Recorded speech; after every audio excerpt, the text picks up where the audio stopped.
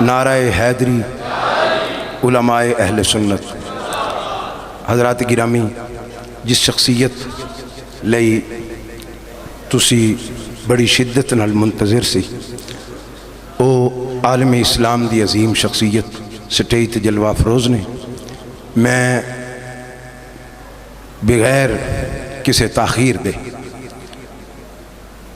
اپنی طرفوں ابتدا وچ اور انتظامیہ دی طرفوں، جامعہ مسجد حسین دی انتظامیہ دی طرفوں، پوری تحصیل بوانا دے اشاق دی طرفوں قبلہ ڈاکٹر صاحب دا دل دی گہرائیاں چو شکریہ ادا کرنے ہیں کہ جنہاں نے اپنی انتہائی مصروفیت چوں سرزمین بوانا واسطے ٹائم عنایت فرمایا اور حسب وعدہ تشریف لے آئے۔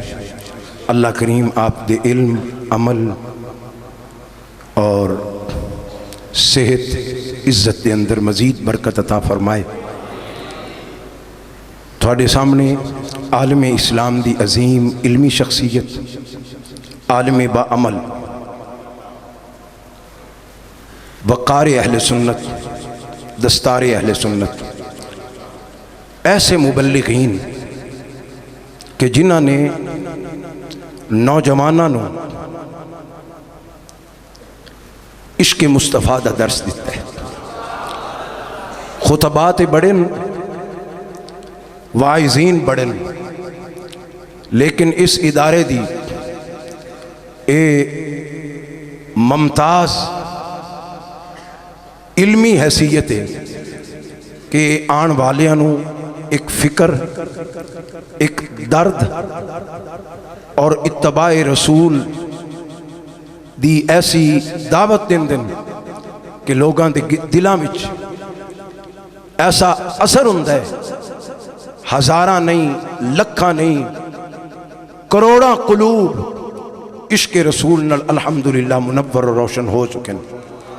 تو میں عرض کراں گا، عالم اسلام دی عظیم علمی شخصیت، عظیم مذہبی سکالر، فاضل جلیل، عالم نبیل، حضرت علامہ مولانا ڈاکٹر محمد عبداللہ مصطفی صاحب کہ آپ تشریف لے آن اور اپنے فکری عالمانہ خطاب لاجواب دے نال ساڈے دلاں نوں منور فرمان۔ آپ دی آمد تو قبل زور نال، محبت نال، اس عقیدت نال نعرہ لاؤ کہ آپ نوں پتہ چلے کہ اے عاشقان مصطفیٰ کتنی محبت نال میں سننا چاہندے ہیں۔ نعرہ تکبیر! ماشاءاللہ، بہت تھوڑی محبت ہے، بہت تھوڑا پیار ہے، تھوڑا جا اور زور لا دیو۔ نعرہ تکبیر! نعرہ رسالت! نعرہ رسالت! نعرہ تحقیق! نعرہ حیدری! میلاد مصطفیٰ! آمد مصطفیٰ! آمد مصطفیٰ! بسم اللہ تعالی و تبارک فی القرآن المجید والفرقان الحمید۔ لقد کان لکم فی رسول اللہ اسوۃ حسنہ۔ صدق اللہ العظیم۔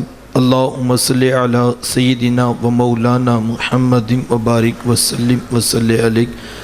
حمد و صلاۃ کے بعد عزتوں کی مسند پر جلوہ فراز، عالی مرتبت، ذی وقار، محترم، محتشم علماء کرام اور واجب الاحترام ذوی الاحتشام برادران اسلام، السلام علیکم ورحمۃ اللہ وبرکاتہ۔ باتوفیق باری تعالی مجھے اور آپ کو حضور علیہ السلام کے ذکر جمیل کی سعادت مندیاں نصیب ہو رہی ہیں۔ دعا ہے اللہ تعالی میری اور آپ کی حاضری کا ایک ایک لمحہ قبول فرمائے اور قابل عمل باتوں پر توفیق عمل نصیب فرمائے۔ آپ جانتے ہیں کہ اللہ کے رسول صلی اللہ علیہ وآلہ وسلم کی جس وقت ولادت ہوئی تو 7 دن تک اپنی والدہ حضرت آمینہ سلام اللہ علیہ کا دودھ پیا۔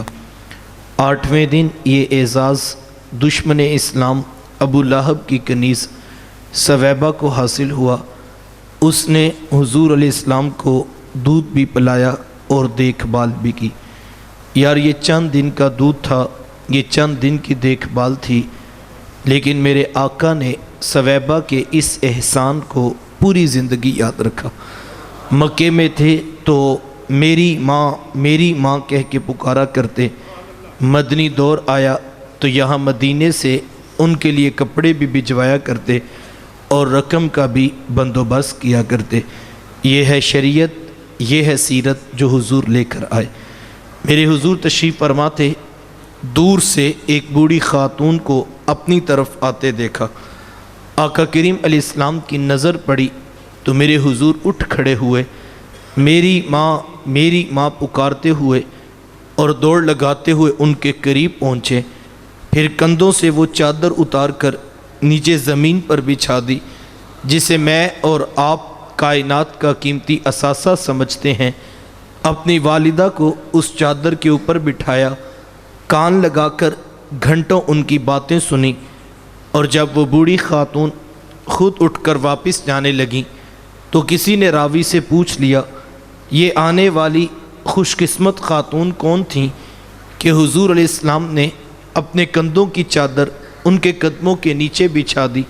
تو بتانے والے نے بتایا کہ تمہیں نہیں پتہ، یہی تو حضور علیہ السلام کی رضائی والدہ حضرت حلیمہ سعدیہ سلام اللہ علیہا تھے۔ سگی ماں تو سگی ماں ہے یار، میرے حضور نے تو دودھ پلانے والی ماں کو بھی اتنی عزت عطا کی ہے۔ میرے حضور آئے تو کیا محبتوں بھرا پیغام لے کر آئے۔ آقا کریم علیہ السلام ایک دن صحابہ کو نماز پڑھانے آئے، تا حد نگاہ صحابہ نے اٹھ کر حضور کا استقبال کیا، محبتوں بھرا یہ ہجوم دیکھا تو چھم چھم آنکھوں سے آنسو برسنے لگے۔ ایک ٹھنڈی آہ بری اور کیا فرمایا، لو ادرکت والدیہ او احدہما، کاش آج میرے ماں باپ بھی زندہ ہوتے یا ان میں سے کوئی ایک ہی زندہ ہوتا، پھر میں لوگوں کو نماز عشاء پڑھا رہا ہوتا، اس میں سورہ فاتحہ کی تلاوت کر رہا ہوتا، پھر میری ماں کو میرے ساتھ کوئی کام یاد آ جاتا، وہ دروازے پہ آتی، چلمن سرکاتی، اپنے میٹھے اور پیار بھرے لہجے میں فرماتی، ابنی محمد، میرے بیٹے محمد میری بات تو سنو۔ کہا لوگوں میں نماز کا مصلی چھوڑ کر پہلے ماں کی بات کو سن لیتا۔ زمانے کو عملاً بتایا کہ ماں کا وجود کتنا معتبر ہوتا ہے۔ میرے حضور تشریف فرما تھے، ایک نوجوان حاضر خدمت ہوا، آ کر عرض کرتا ہے کہ حضور میں جہاد پہ جانا چاہتا ہوں۔ میرے آقا پوچھتے ہیں، احیٌ والداکا، کیا تیرے ماں باپ زندہ ہیں؟ قال نعم، جی حضور زندہ ہیں۔ قال ففیہما فجاہد، فرمایا جاؤ ان کی خدمت کرو، یہی تمہارے لیے جہاد ہے۔ ماں تڑپ رہی ہو، بیٹا جہادی تنظیم کے ساتھ جہاد کرتا پھرے، اللہ کی قسم عرش کا رحمان ناراض۔ باپ کو ضرورت ہے بیٹے کی اور بیٹا تبلیغی گشت پہ نکلا ہوا ہے، اللہ کی قسم عرش کا رحمان ناراض۔ ماں باپ بیماری میں تڑپ رہے ہیں، وہ فالج میں مبتلا ہیں، اور بیٹے پیر کی چوکھٹ پہ جھاڑو دیتے پھرتے ہیں، اللہ کی قسم عرش کا رحمان ناراض۔ یہ آج کے 2 نمبر اور ڈبے پیر تو حیثیت کیا رکھتے ہیں؟ اگر کوئی شخص ماں باپ کو تڑپتا چھوڑ کر حضور غوث اعظم رضی اللہ تعالیٰ عنہ سے بھی فیض لینا چاہے تو اسے کچھ نہیں مل سکتا۔ پہلی مرشد تو ماں ہے، سب سے بڑا پیر تو صاحب تیرے گھر تیرا باپ بیٹھا ہے، ان کی خدمت کر، یہ تیرے لیے جہاد جیسا افضل عمل ہے۔ اور یہ میں نہیں کہہ رہا، یہ اللہ کے رسول فرما رہے ہیں۔ لیکن آج ہم معاشرے کا محاسبہ تو کریں، کوئی پیر کی چوکھٹ مل کے بیٹھا ہے، کوئی یاروں کی ٹولیاں بات کرتا پھرتا ہے، اور کوئی کرکٹ کے میدان کا کپتان بنا ہوا ہے، اور کوئی راتوں گے تک دوستیاں نبھاتا پھرتا ہے۔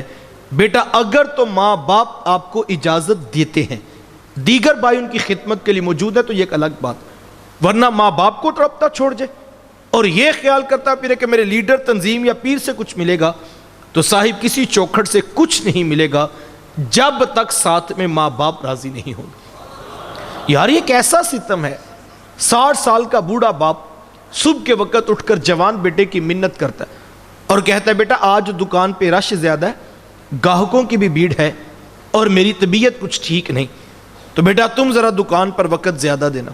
تو نوجوان آگے سے کیا کہتا ہے، کوئی جیتا ہے تو جیے کوئی مرتا ہے تو مرے، میں نے جمعرات کو دربار پہ ضرور جانا۔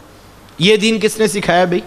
یہ اللہ کے رسول کی تعلیمات تو نہیں ہے، اور نہ ہی یہ دربار والوں کی تعلیمات تھی۔ یہ آج کے ان پڑھ جاہل کاروباری صوفی صاحب کا مسئلہ ہے۔ اگر 50 لوگ ہر وقت اس کے ڈیرے پہ نہ بیٹھے تو اس کا کاروبار نہیں چلتا۔ لہٰذا اپنے کاروبار کو چمکانے کی خاطر ماؤں سے بیٹے چھینے جاتے ہیں، بہنوں سے بھائی لیے جاتے ہیں، اور لوگوں کے گھروں کو برباد کر کے اپنے ڈیروں کو آباد کیا جاتا ہے۔ یہ حضور علیہ السلام کا دین نہیں ہے صاحب۔ حضور کا دین کیا ہے؟ اللہ اکبر، میرے حضور کا دین سیکھنا ہے حضرت اویس کرنی رضی اللہ تعالیٰ عنہ سے سیکھ لو۔ ساری زندگی حضور کی خدمت میں حاضر نہیں ہو سکے، کسی پیر سے ملنے نہیں جانا تھا صاحب، امام الانبیاء صلی اللہ علیہ وسلم کی چوکھٹ پہ حاضر ہونا، لیکن ساری زندگی حاضری کا شرف نہیں پا سکے۔ ایک دن ماں سے عرض کی، ماں اگر مجھے اجازت دیں تو میں بھی حضور سے ملاقات نہ کروں؟ تو ماں نے کہا بیٹا چلے جاؤ لیکن جلدی واپس بھی پلٹنا۔ ماں سے اجازت لی، شوق و ورفتگی میں تڑپتے ہوئے لمحات کاٹے، اور جب در حبیب پہ حاضر ہوئے تو آ کر پوچھا میرے حضور کدھر ہیں؟ تو بتایا گیا وہ تو کسی سفر پہ تشریف لے گئے ہیں۔ حضرت اویس کرنی رضی اللہ تعالیٰ عنہ انہی قدموں پہ واپس پلٹ جاتے ہیں۔ کیوں؟ اس لیے کہ وہ یہ جانتے تھے جس رسول کی یاد میں تڑپ رہا ہوں انہی کے کہنے پر ماں کی خدمت کر رہا ہوں، اور یہ ہو نہیں سکتا کہ میرے حضور میرے حالات سے بے خبر ہوں۔ اور حقیقت بھی ایسے ہی تھی۔ اگر حضرت اویس کرنی رضی اللہ تعالیٰ عنہ یمن میں بیٹھے تڑپ رہے تھے تو یار مدینے کا حال بھی کچھ مختلف نہیں تھا۔ میرے آقا یمن کی طرف رخ نور کرتے ہیں، اپنی قبا کے بٹن کھولتے ہیں اور ٹھنڈی ٹھنڈی سانسیں بھرتے ہیں، اور حضور ماتے لوگوں مجھے یمن سے یار کی خوشبو آ رہی ہے۔ عرض کی حضور وہ اتنا پیار کرتے ہیں کہ بیٹھے یمن میں اور آپ کو یہاں خوشبو آ رہی ہے؟ حضور میں وہ میرے سے بڑا پیار کرتے ہیں۔ عرض کی حضور کا اتنا پیار کرتے ہیں تو پھر ملاقات کے لیے کیوں نہیں آئے؟ تو حضور میں ان کی بوڑھی اور نابینا ماں ہے جن کی خدمت انہیں میرے حضور آنے سے روکے ہوئے ہے، اور کوئی جائے نہ جا کر میرے اویس کو میرا سلام کہے اور اسے کہنا میری امت کی بخشش کی دعا بھی کرنا۔ یہاں سے پتہ لگا جو ماں باپ کی خدمت کرتا ہے اس کی دعائیں قبول ہوتی۔ حضرت عمر فاروق اور حضرت علی المرتضیٰ رضی اللہ تعالیٰ عنہما حضرت اویس کرنی رضی اللہ تعالیٰ عنہ کی تلاش پہ نکلے۔ جب ملاقات ہوئی تو حضور علیہ السلام کا سلام پیش کیا، بس نام سننا تک کہ چھم چھم آنکھوں سے آنسو برسنے لگے۔ بار بار فرماتے مجھے یہ تو بتاؤ میرے حضور کے لبوں پہ اویس کا نام آیا کیسے تھا؟ حضور نے کیسے کہا تھا کہ اویس کو بھی سلام کہنا؟ آنکھوں میں آنسو، بدن پہ کپ کپی کی کیفیات دیکھی تو کہا جناب جن کا نام سن کے اتنا تڑپ رہے ہیں ان سے ملاقات کے لیے کیوں نہیں آئے؟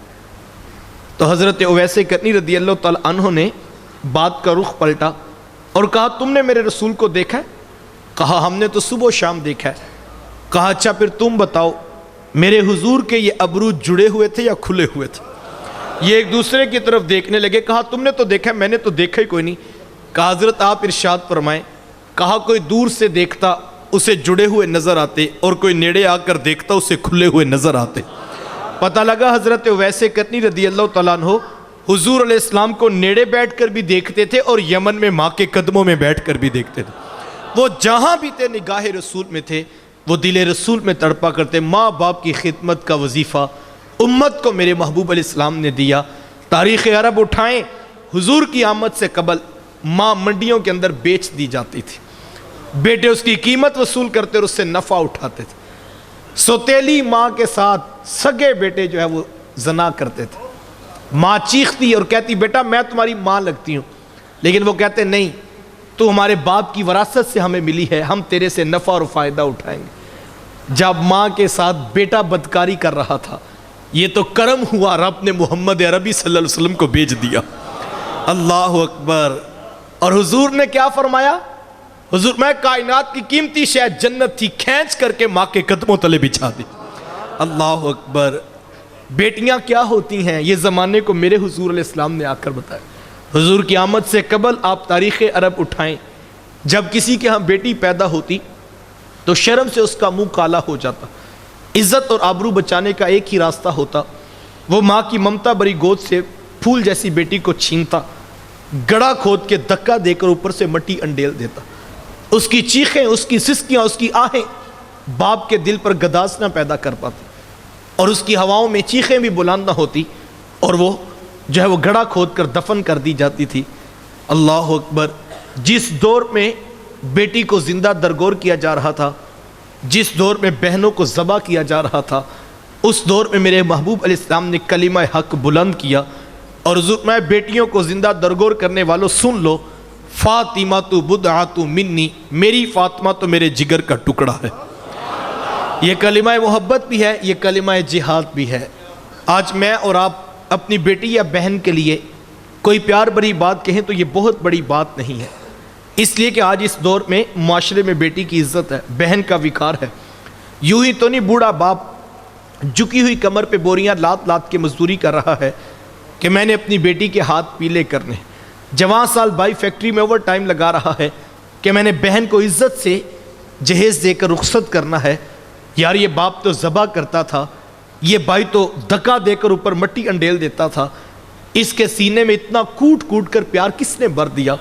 جواب ایک ہی ملے گا، یہ فیض ہے میلاد والے آقا کا، جنہوں نے کٹتی ہوئی بچیوں کو زندگی کی دہلیز پہ لا کر کھڑا کر دیا اور عزت کی مسند پر بٹھایا۔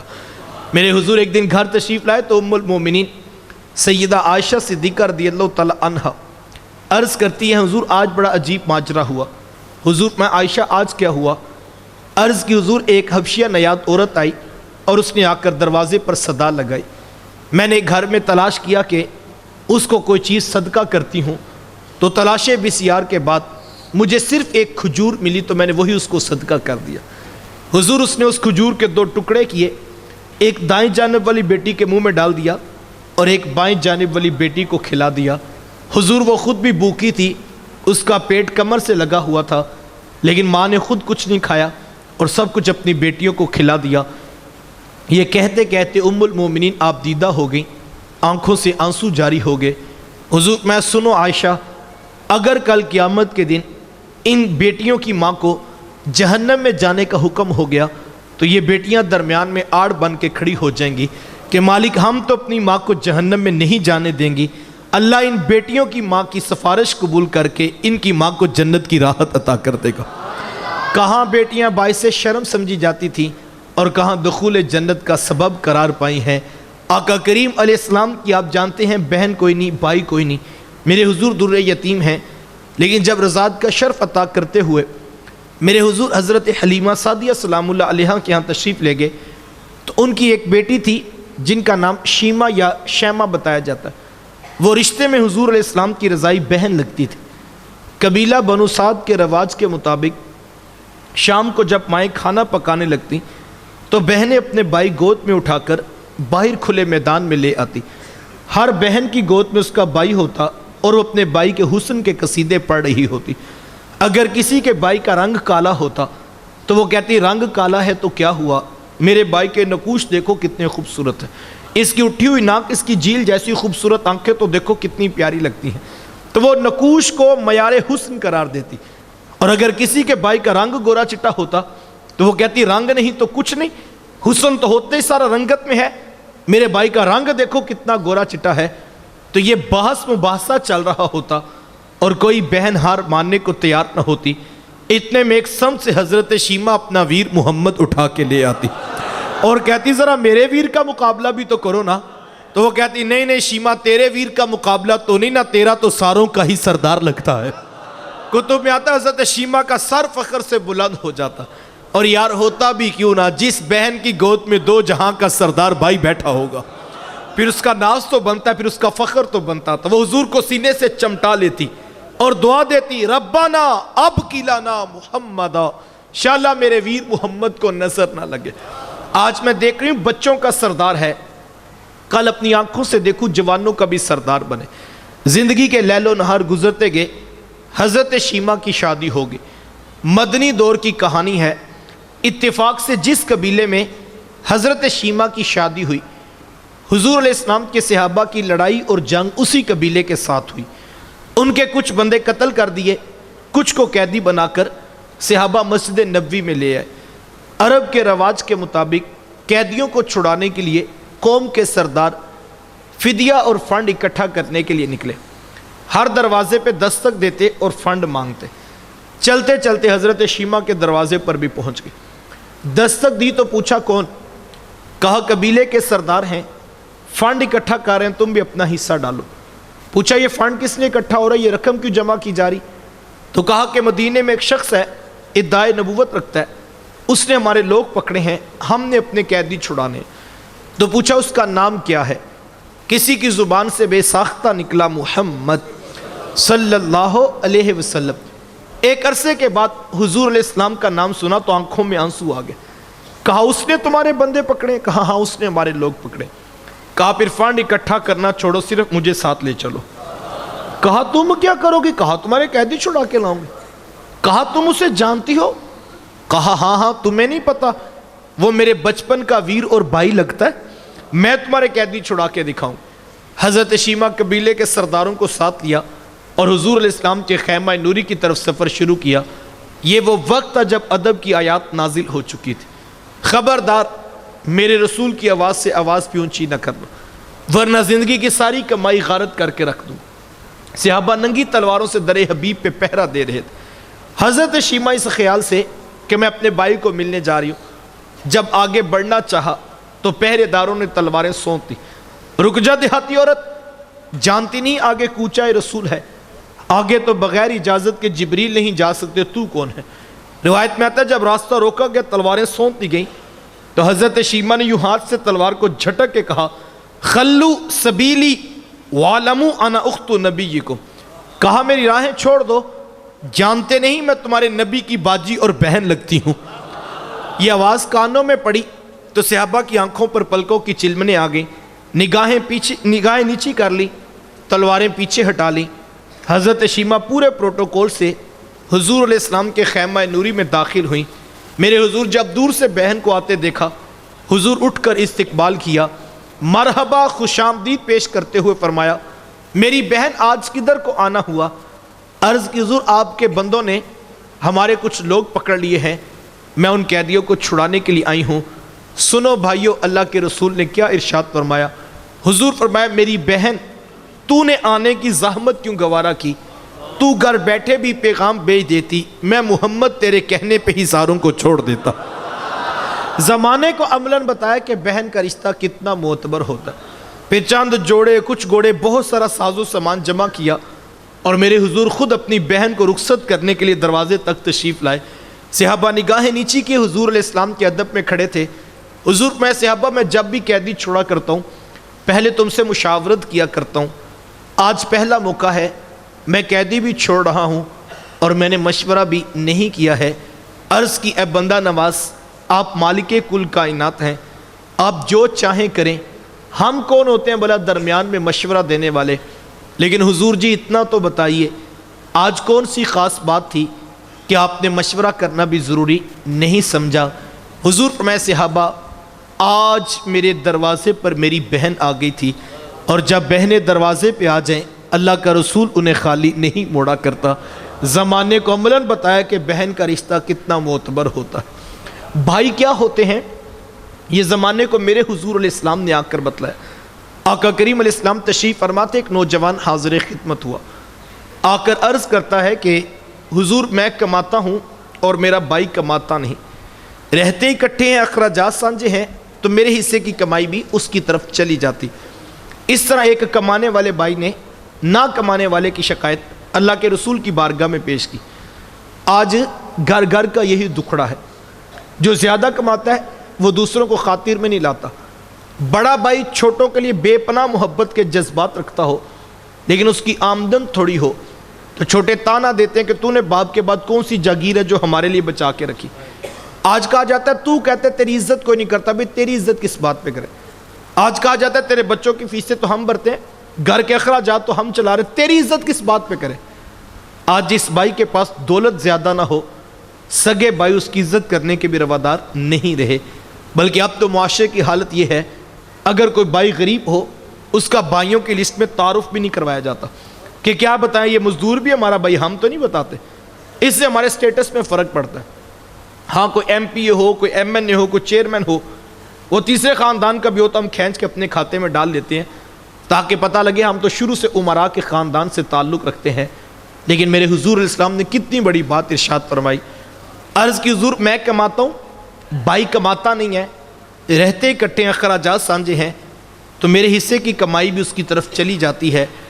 حضور فرمایا ہو سکتا ہے اللہ تجھے رزق تیرے اس بھائی کی وجہ سے دے رہا ہو جو کماتا نہیں ہے۔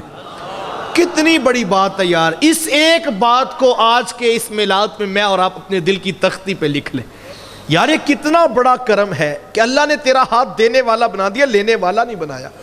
اگر تیرا ہاتھ لینے والا بنا دیتے تو کیا کر سکتا تھا؟ تو بھی تو سی ماں کا بیٹا، تو بھی تو سی باپ کی اولاد ہے۔ تیری رگوں میں کوئی الگ سے سرخ رنگ کا خون تو نہیں دوڑتا، تیرے دماغ میں الگ سے سوچوں کے سوتے تو نہیں پھوٹتے۔ تجھے اپنی ڈگریوں پہ ناز ہے، تیرے سے بڑی بڑی ڈگریوں والے لوگوں کے آگے خاک چھانتے پھرتے۔ یہ محض اس کا کرم تھا صاحب، اس نے تیرا ہاتھ دینے والا بنا دیا۔ ساری برادری، پورا خاندان 30 سال سے کاروبار کرنے والے چچا تایا نیچے رہ گئے۔ تیرا ستارہ اوجے سریا کی بلندیوں کو چھونے لگا۔ تجھے اونچا اس لیے تو نہیں کیا تھا کہ تو M P A M N A وزیروں کے دعوتیں اڑاتا پھرے، تجھے تو اونچا اس لیے کیا تھا تو پلٹ کے پھر نیچے دیکھتا، اور جو بہن بھائی اب نیچے رہ گئے تب ان کو کھڑا کرنے کا سوچتا۔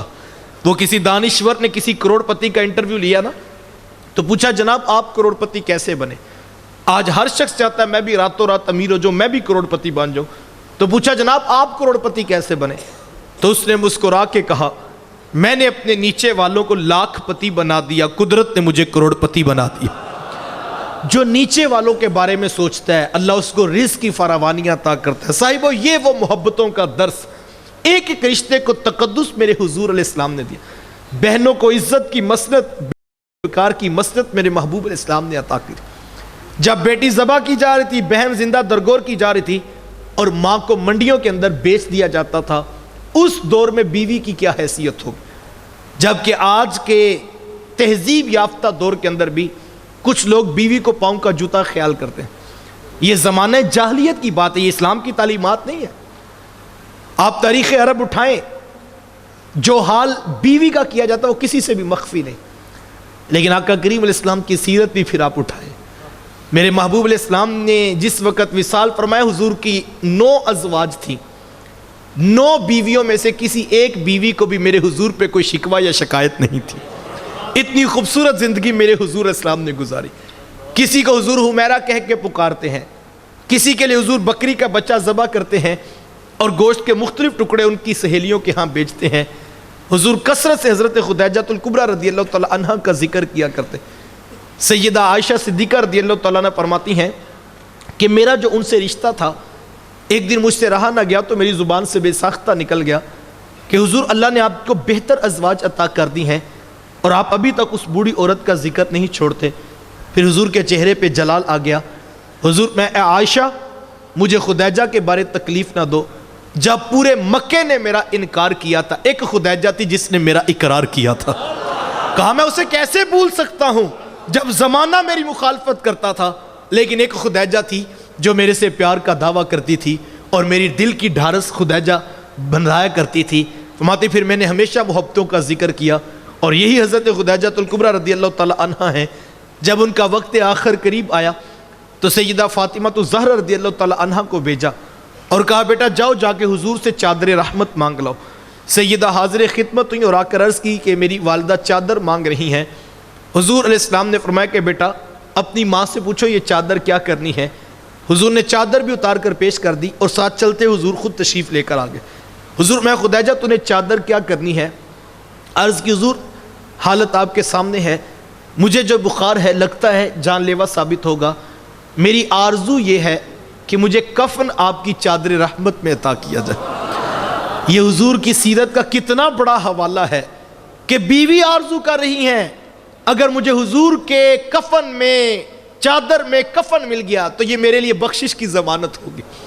آقا کریم علیہ السلام نے چادر بھی اتار کر پیش کر دی اور ساتھ تاریخ ساز جملہ ارشاد فرمایا خدیجہ تو نے تو صرف چادر مانگی ہے، لو ارتی جلدی لآتیتو کی، اگر تو مجھ محمد کی جلد بھی مانگتی میں وہ بھی اتار کے پیش کر دیتا۔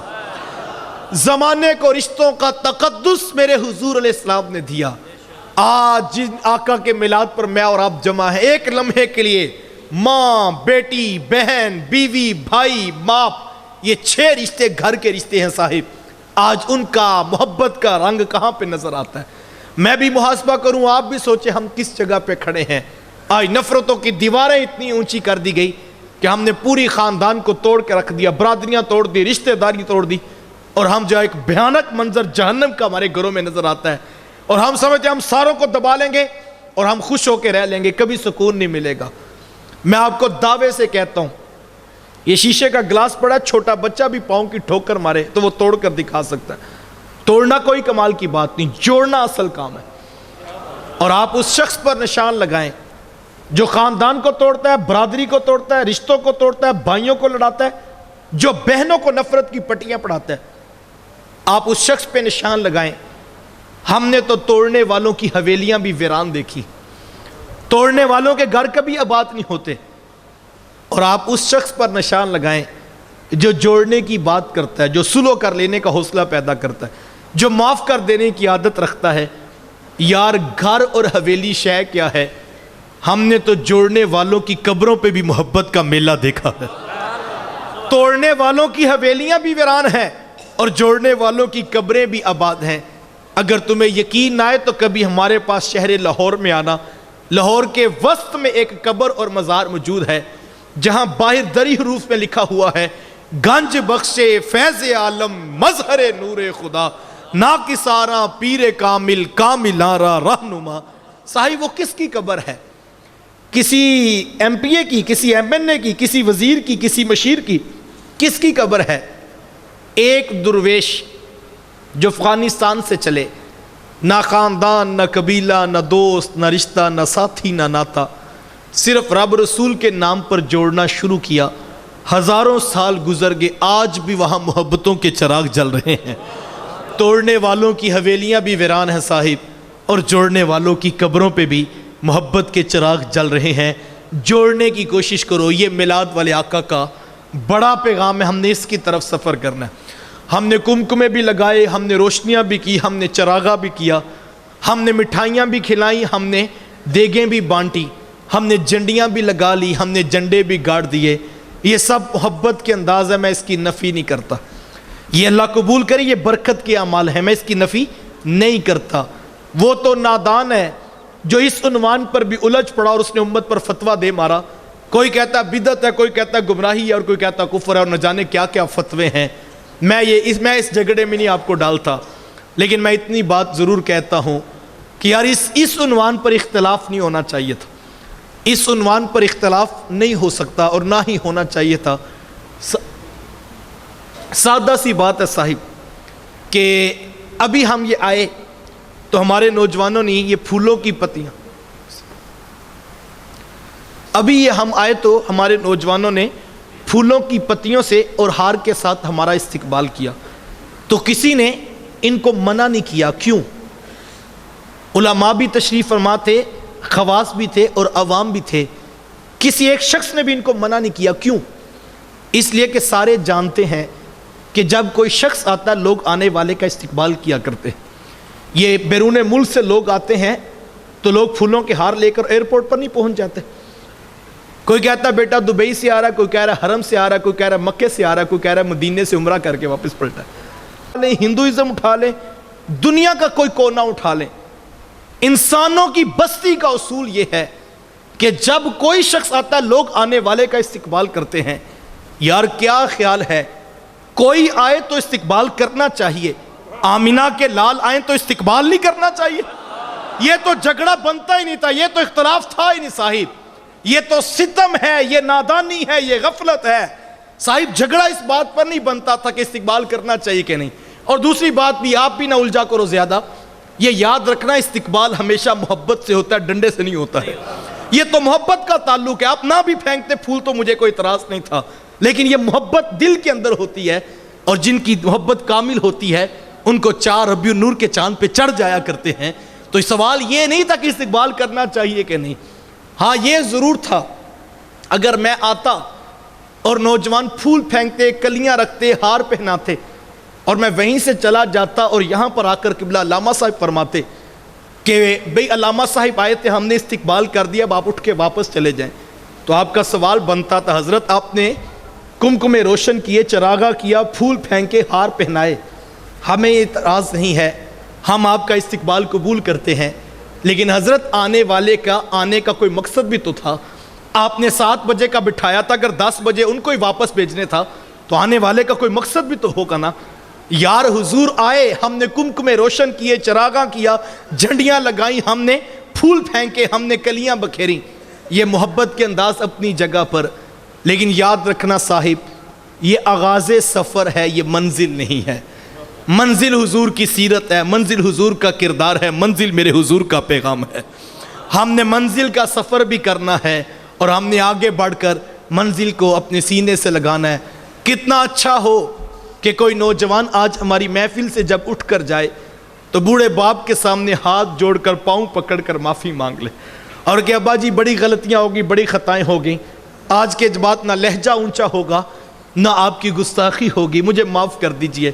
باپ پکڑ کر بیٹے کو سینے سے لگا لے اور کہ بیٹا میں بھی اس بات پہ خوش ہوں کہ تجھے غلطیوں کا احساس ہو گیا، میں بھی تجھے معاف کرتا ہوں، لیکن یہ بھی تو بتاؤ یہ اتنی اچھی باتیں کہاں سے سیکھ کر آئے ہو؟ وہ کہ بابا آپ کو نہیں پتا، رات انہی کا تو میلاد سنا ہے جنہوں نے فرمایا تھا باپ راضی ہے تو عرش کا رحمان بھی راضی ہے. یہ بھی ایک میلاد ہوتا ہے. ہاں کوئی جا کے بوڑھی ماں کے سامنے ہاتھ جوڑ کر راضی کر لے. مائیں تو پہلے راضی ہوتی ہے تو ماں ہنس کے کہے گی نا پتر میں تو پہلے راضی ہوں، لیکن یہ تو بتا یہ تجھے اتنا میٹھا لہجہ بتایا کس نے؟ وہ کہ امی آپ کو نہیں پتا، رات انہی کا تو میلاد سنا ہے کہ جنہوں نے فرمایا تھا جنت جیسی قیمتی شے بھی ماں کے قدموں کے تلے رکھی ہے. یہ بھی ایک میلاد ہوتا ہے. ہاں کوئی نوجوان صبح فجر کی نماز میں با جماعت نظر آ جائے، علامہ صاحب اسے مبارکباد دیں اور کہیں بیٹا کمال کر دیا، آج پہلی نماز فجر کی اور وہ بھی با جماعت، یہ راتوں رات تبدیلی کہاں سے آ گئی؟ وہ کہ حضرت آپ کو نہیں پتا، رات ہی تو انہی کا میلاد سنا ہے جنہوں نے فرمایا تھا میری آنکھوں کی ٹھنڈک بھی نماز میں رکھی گئی ہے. یہ بھی ایک میلاد ہوتا ہے. ہاں کوئی بہن اپنے اوپر برقعے کی چادر، حیا کا پہرا، نقاب، اوڑھنی، سکاف پہننے کا عہد کر لے، اس کی ہم جولیاں کالج اور یونیورسٹی کے گراؤنڈ میں بیٹھ کر پوچھیں کہ تو دوپٹہ بوجھ سمجھتی تھی، تو کہتی تھی یہ اولڈ فیشن ہے، یہ برقع، یہ سکاف، یہ اوڑھنی، یہ حیا کے پہرے کہاں سے آگے؟ تو کہ تمہیں نہیں پتا، رات ان کا میلاد سنا ہے جن کی بارگاہ میں حاتم تائی کی بیٹی آئی تو اپنے کندھوں کی چادر اتار کے اس کے سر کے اوپر ڈال دی تھی. اسی وقت عہد کر لیا تھا آج کے بعد کوئی غیر محرم میرا چہرہ نہیں دیکھے گا. ہاں کتنا اچھا ہو کہ کوئی تاجر جا کے سودی کاروبار سے توبہ کر لے، بینک والوں سے معذرت کر دے تو بینک والے کہیں جناب اب تو ڈیل ہو گئی ہے، اب تو بس ایک سائن کرنے ہیں اور پھر ہم نے آپ کا کاروبار لاکھوں سے اٹھا کر کروڑوں پہ پہنچا دینا ہے. لیکن وجہ تو بتائیں ہوا کو کہ نہیں جناب اب بس یہ ڈیل نہیں ہو سکتی، میں معذرت چاہتا ہوں. تو وہ کہیں گے نا جناب ہم نے مجبور تو نہیں کرنا، فیصلہ تو آپ کا ہی ہے، لیکن یہ بھی تو بتائیں آپ کا ذہن کیسے بدل گیا؟ وہ کہ تمہیں نہیں پتا، رات تو ان کا میلاد سنا ہے جنہوں نے فرمایا تھا سود کو اللہ نے حرام کیا ہے، تجارت کو اللہ نے حلال کیا ہوا ہے. یہ بھی ایک میلاد ہوتا ہے. صاحب یہ منزل ہے، اس کی طرف بھی آنا ہے، صرف کمکمے روشنیوں چراغوں تک نہ رہ جانا. صاحب منزل بڑی دور ہے، ابھی ہم نے سفر کرنا ہے اور یہ سادہ سا اصول محبت ہے. آج ہم آپ کے یہ بوانا کی طرف آ رہے تھے تو علامہ صاحب کی کال آ رہی تھی، ہم انتظار کر رہے تھے، ہم ان کو کال کرتے، یہ بار بار ہمیں کال کر رہے تھے اور پوچھ رہے تھے آپ کہاں پہنچ گئے، کب تک آئیں گے، ہم اتنے بجے خطاب کروائیں گے. یہ کیوں پوچھ رہے تھے؟ میں کئی مرتبہ پہلے بھی اس رستے سے گزرا ہوں لیکن کبھی ان کی کال نہیں آئی. آج یہ انتظار کیوں کر رہے تھے؟ اس لیے کہ میں آج ان کی راہ پہ چل رہا تھا، میں ان کے راستے پہ تھا تو ان کو میرا انتظار تھا. یار کوئی میرے گھر آئے تو میں اس کا انتظار کرتا ہوں، کوئی آپ کی طرف آئے تو آپ بھی اس کا باہر کھڑے ہو کے انتظار کرتے ہیں کہ حضرت کہاں پہ پہنچ گئے، ابھی تک آپ پہنچے کوئی نہیں. یار یہ اصول محبت ہے، یہ میں اور آپ نبھاتے ہیں اور ہم کہتے ہیں وفا کا تقاضا یہ ہے کہ جس کی راہ پہ جو چل رہا اس کو اپنے آنے والے کا انتظار اور اڈیک بڑی ہوتی ہے. یار میری اور آپ کی وفا کیا ہوگی؟ کیا خیال ہے جو عاشق سارا سال میرے حضور کی سیرت کی راہوں پہ چل رہا ہوگا، میرے حضور کو اس اپنے عاشق کا انتظار نہیں ہوگا کہ میرا عاشق میری راہوں پہ چل رہا ہے؟ اور یہ سال کے ایک جلسے والا عاشق نہیں ہے، یہ تو پنج گانا نماز والا بھی عاشق ہے، سنت کے جامع والا بھی عاشق ہے، یہ سنت کے امامے والا بھی عاشق ہے، اور یہ حلال پاکیزہ کمانے والا بھی عاشق ہے، اور یہ حیا کے پہرے بٹھانے والا بھی آنکھوں پہ. یہ بھی ایک عاشق کا گھر ہے اور یہی ایک عاشق کا مزاج ہے. تیرے ہندیاں سندیاں محبوبہ کافر ہوواں جے میں ہوواں. یہ عشق تقاضا کرتا ہے، عشق محبتوں کا امی ہے. عشق پیار کی روایت کو نبھاتا ہے، عشق اپنے لیے اپنے محبوب کو راضی کرنے کے جذبے دیتا ہے، عشق اپنے محبوب کی اداؤں پہ مر مٹنے کے جذبوں کا نام ہے۔ آؤ ان کمکموں، اس روشنیوں، ان چراغوں، ان مٹھائیوں، ان دیگوں، ان پھولوں، ان کلیوں سے ایک قدم آگے سفر کیجئے۔ اللہ ان کو بھی قبول کرے، یہ بھی باعث برکت۔ لیکن پھر کہنا چاہوں گا، یہ آغاز سفر ہے صاحب، یہ منزل نہیں ہے۔ منزل حضور کی سیرت، منزل میرے حضور کا پیغام، منزل میرے حضور کا کردار ہے۔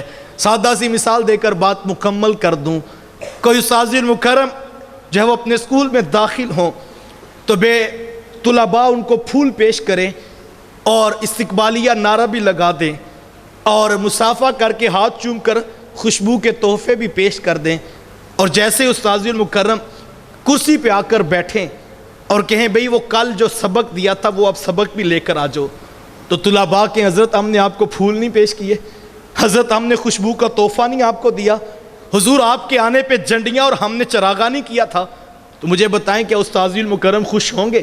وہ یہی کہیں گے نا بھئی یہ پھول، یہ کلیاں، یہ چراغاں، یہ تحائف اپنی جگہ پر، لیکن جو گھنٹہ لگا کے تمہیں کل سبق یاد کروایا تھا وہ سبق بھی تو لے کر آؤ نا۔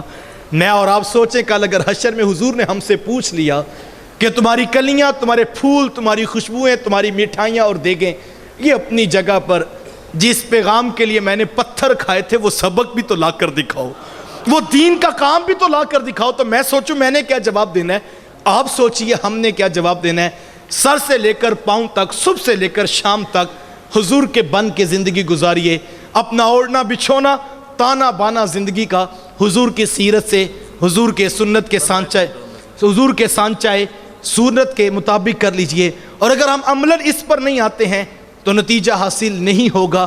مجھے اور آپ کو محنت کرنی ہے، اور یہ ہم سمجھیں کہ رات جلسہ ہوا، خطاب ہوا اور جلسہ کامیاب ہو گیا، یقیناً یہ ایک کامیابی ہے۔ میں منتظمین کو بھی مبارکباد دیتا ہوں جنہوں نے اتنے لوگوں کو جمع کر کے قرآن اور صاحب قرآن کے ذکر اور نصیحت آموز لہجے میں ہمیں جمع ہونے کا موقع فراہم کیا، تو یقیناً یہ ایک جلسہ کامیابی کی طرف ہے۔ لیکن صاحب اصل کامیابی یہ نہیں، اصل کامیابی کا امتحان تو صبح دکان پہ بیٹھ کے ہوگا، اصل امتحان تو اس وقت ہوگا، ہم اس وقت کیا کرتے جو رات عہد وفا کیا تھا، جو حضور کی سیرت سنی تھی، کیا وہ گھر میں نظر آتی ہے، کیا وہ دکان پہ دکھائی دیتی ہے؟ ہم نے اس کا بھی سفر کرنا ہے۔ محبت بانٹیے، پیار بانٹیے، الفت بانٹیے، حضور کے نام پر جڑنے کا عہد کیجئے، سلو کر لینے کا حوصلہ پیدا کیجئے، معاف کر دینے کی عادت کو اختیار کیجئے، روٹھے ہوں کو منا لیجئے، ناراض بہنوں کے ساتھ سلو کر لینے کا مزاج اختیار کیجئے۔ میں آخری بات، مجھے حضرت نے کہا ورنہ میرا مزاج نہیں 40 منٹ سے اوپر جانا، لیکن میں ایک بات پھر سنا کر مکمل کروں۔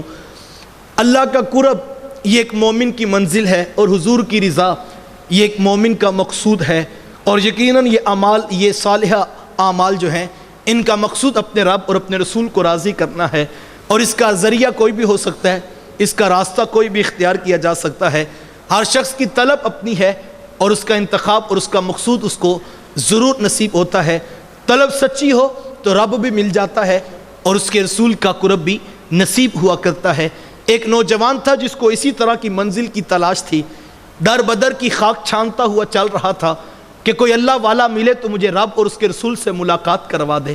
تو جاتے جاتے کسی نے بتایا کہ فلاں جگہ پر ایک بابا موچی بیٹھتا ہے، اگر تو اس کے پاس چلا جائے تو اس کو رب کا قرب حاصل ہے، تو ہو نہ ہو وہ تجھے کوئی راز کی بات بتا دے گا۔ نوجوان پہنچ گیا تو کہا بابا جی جوتے پالش کر رہے تھے، تو نوجوان نے آتے ہی سوال کر دیا، کہا حضرت آپ کو رب کیسے ملا؟ سوال تو بڑا تھا لیکن جواب دو لفظی تھا۔ بابا جی جوتے پالش کرتے کرتے کہنے لگے بیٹا مجھے تو یوں ہی جوتے پالش کرتے کرتے رب بھی مل گیا، اس کا رسول بھی مل گیا۔ نوجوان نے کہا حضرت جوتے پالش کرنے سے بھی بھلا رب ملتا ہے؟ کہا بیٹا مجھے تو ایسے ہی ملا ہے۔ کہا لوگوں نے مجاہدے کیے، عبادات کی، ریاضتیں کی، اور آپ کہتے ہیں کہ جوتے پالش کرنے سے رب ملتا ہے۔ کہا بیٹا رستہ وہی ہے جو بتا دیا گیا، ایسا نہیں کہ رستہ وہ نہیں، رستہ وہی ہے، رب ملتا اسی رستے سے ہے، لیکن تم نے پوچھا تھا کہ مجھے کیسے ملا، تو مجھے تو جوتے پالش کرتے کرتے رب بھی مل گیا، اس کا رسول بھی مل گیا۔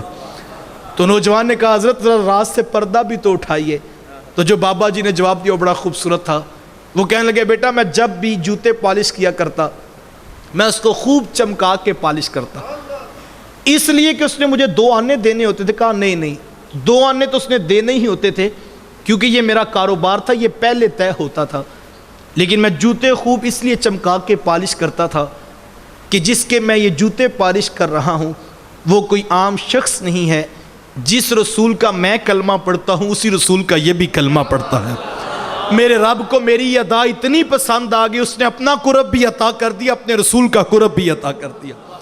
اللہ اکبر. میں آپ کو دعوت دیتا ہوں، آپ صبح آپ ڈاکٹر ہیں، آپ دکان پہ بیٹھیں گے، کلینک میں جائیں گے، آپ انجینئر ہیں، آپ مزدور ہیں، آپ مستری ہیں، آپ اکاؤنٹنٹ ہیں، آپ منشی ہیں، جو کام بھی کرتے ہو یار کام وہی کرو.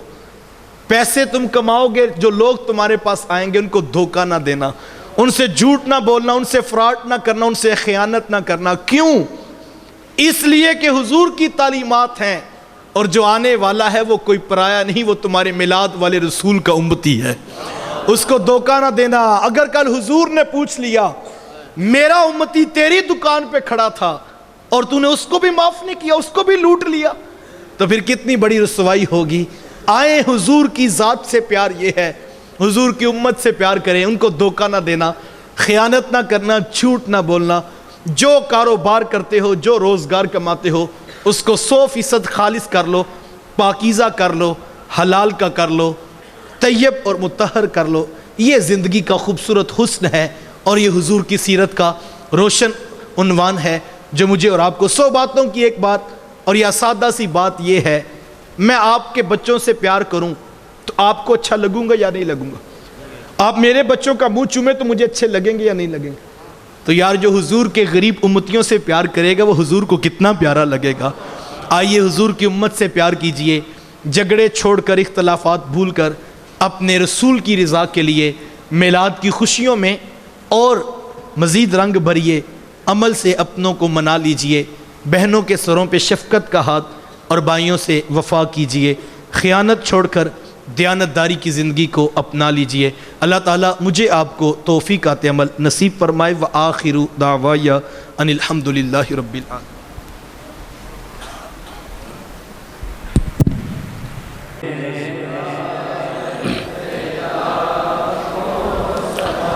جس سوہانی گھڑی چمکاتے باکا چاند، چمکاتے باکا چاند، جس سوہانی گھڑی چمکاتے باکا چاند، اس دل افروز ساحت پہ لاکھوں سلام، مصطفیٰ جانے رحمت پہ لاکھوں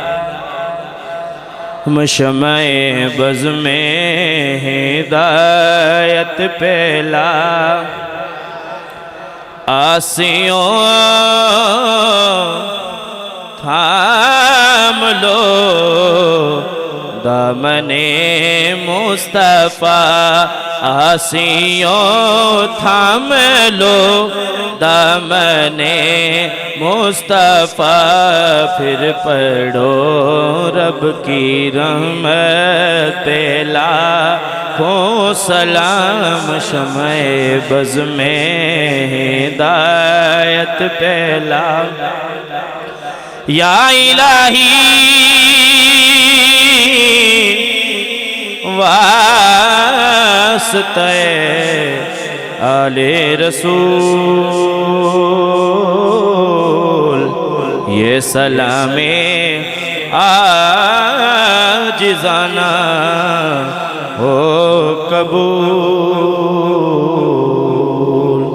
تمام دوستان میں گزارش کروں گا تشریف رکھو، تواڈے واسطے لنگر دا وسیع انتظام ہے. لائنہ دے وچ تسی تھوڑا جہا صفاں دے وچ بیٹھ جاؤ، جس طرح نماز واسطے صفاں وچ بیٹھا جاندا، مہربانی کر دیو، انتظامیہ نال تعاون کر دیو، لائنہ دے وچ بیٹھ جاؤ تاکہ لنگر بھی آسانی نال تقسیم کیتا جا سکے. اور اقتداب حضرت علامہ مولانا ظفر الحق بندیالوی صاحب بندیال شریف تو تشریف لے آمدن، اور سارے دوستان میں گزارش کراں گا کہ اتنے تشریف رکھو، سارے موقع دیتا جاوے گا ملاقات دا. اور اسی طرح 4 ربیع الاول نو محلہ ارشاد دے وچ محفل ہے، انہاں تمام محفلاں دے اندر شرکت کر کے ثواب درائن حاصل کرنا۔ دوست سٹیج تے نام ہیں، مہربانی کر دیو، بیٹھ جاؤ بیٹھو۔ ہمارے فوت شدگان کی بخشش فرما، ہمارے بیماروں کو شفا عطا فرما، قرض کے بوجھ تلے دبی انسانیت کو چھٹکارا عطا فرما، جو والدین اولادوں کے رشتوں میں پریشان ہیں ان کے لیے اچھے اسباب پیدا فرما، جو بیٹیاں سسرال میں ذلت کی زندگیاں گزار رہی ہیں انہیں عزت کی زندگیاں نصیب فرما، جن بہنوں کے آنگن ابھی تک اولاد کی دولت سے محروم ہیں نیک صالح بیٹے نصیب فرما، اولاد والوں کی اولاد کو نیک تربیت کا نور نصیب فرما، اس مسجد کو پیار امن محبت کا مرکز بنا، یہاں آنے والوں کے قدموں کو گلزار فرما، ہمیشہ اسلام کی سچی اور سچی فکر نصیب ہوتی رہے، کام کرنے والوں کو دارین کی سعادتیں نصیب فرما۔ یا اللہ سر شام سے لے کر اب تک تیرے رسول کے عاشق تیرے رسول کے ذکر میں اتنا کچھ کر رہے تھے، یا اللہ سب کی کاوشوں کو ثمر بار فرما۔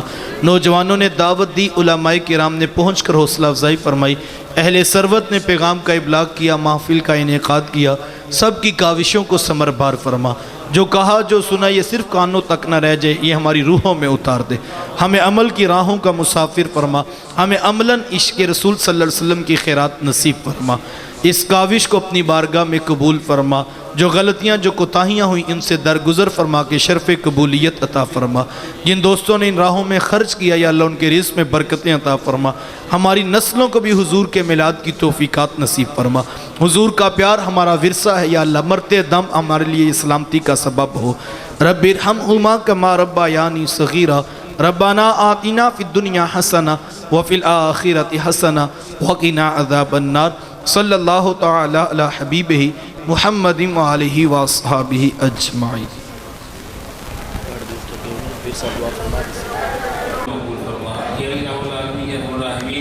صدقہ نبی کریم علیہ السلام کا ہم سب کو نیک بننے اور سیدھے راستے پہ چلنے کی توفیق نصیب فرما۔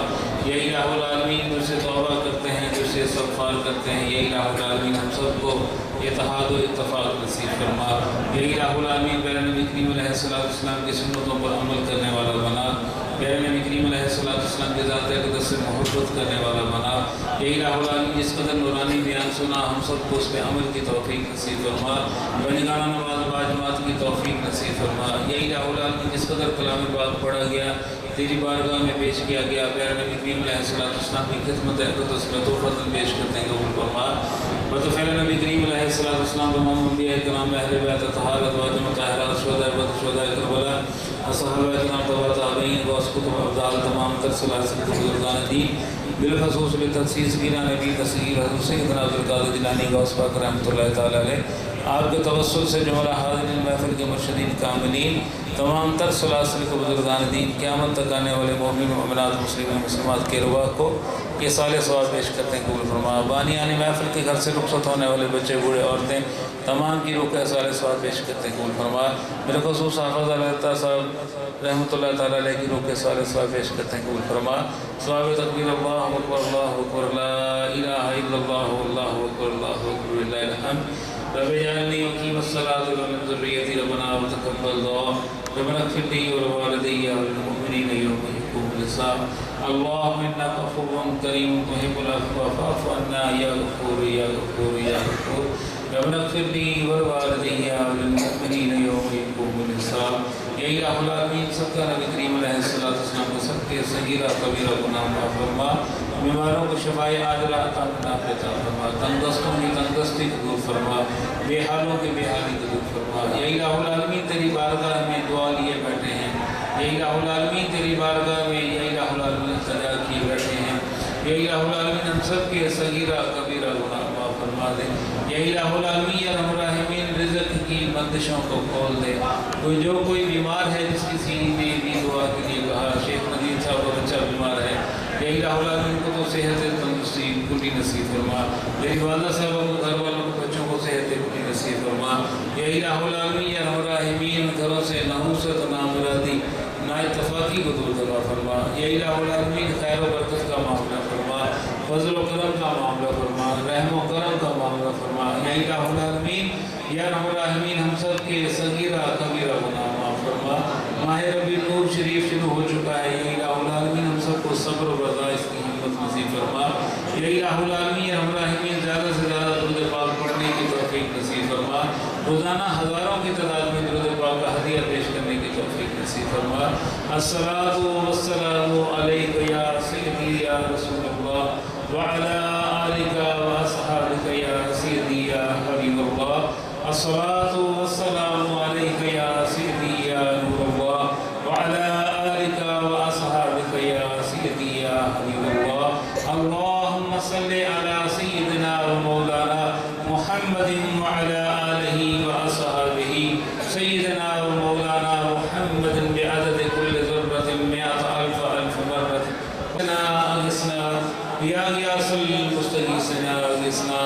اے میرے مولا فریادوں کو سننے والے یا الہ العالمین یا ارحم الراحمین ہم سب کی فریاد کو سن لے. ملک پاکستان کو خیر فرما دے, عالم اسلام کو خیر فرما دے, مجاہدین اسلام کو فتح نصیب فرما دے. یا الہ العالمین مجاہدین کشمیر کو آزادی نصیب فرما دے. یا الہ العالمین ہم سب کی خیر فرما دے. یا الہ العالمین ہم سب کی خیر فرما دے. رزق حلال کثیر نصیب فرما دے. حرام باتوں سے بچنے کی توفیق نصیب فرما دے. ماہ مقدسہ ماہ ربیع النور شریف میں جو گھر گھر میلاد پاک کی محافل سجے, یا الہ العالمین سنتوں پر ہم سب کو عمل کی توفیق نصیب فرما دے. گھر گھر جو محافل میلاد منعقد ہوں تو درود و سلام کی صدائیں آتی ہوں. یا الہ العالمین یا ارحم الراحمین ہم سب کو نبی کریم علیہ السلام سے سچی پکی محبت نصیب فرما دے. ایمان کی نشانی پیارے نبی کریم علیہ السلام سے محبت ہے, قرآن پاک سے محبت ہے, خدائے بزرگ و برتر سے محبت ہے. یا الہ العالمین یا ارحم الراحمین ہم سب کو ایمان کی دولت سے مالا مال فرما دے. پیارے نبی کریم علیہ السلام سے محبت کا جو درس دیا گیا, یا الہ العالمین جس قدر نبی کریم علیہ السلام کو اپنے عشاقان کا انتظار ہے, یا الہ العالمین ہم سب کو عاشق رسول بننے کی توفیق نصیب فرما دے. عشق رسول ہمارے سینوں میں کوٹ کوٹ کر بھر دے. عشق رسول میں جینا, عشق رسول میں ہی اپنی جان تک پیش کر دینا کی توفیق نصیب فرما دے. ایمان کی حالت میں ہی زندگی نصیب فرما دے. ایمان کی حالت میں ہی دنیا سے رخصتی نصیب فرما دے. اول خیر, آخر خیر, ظاہر خیر, باطن خیر. صلی اللہ تعالی علیہ خیر خلقہ سیدنا و مولانا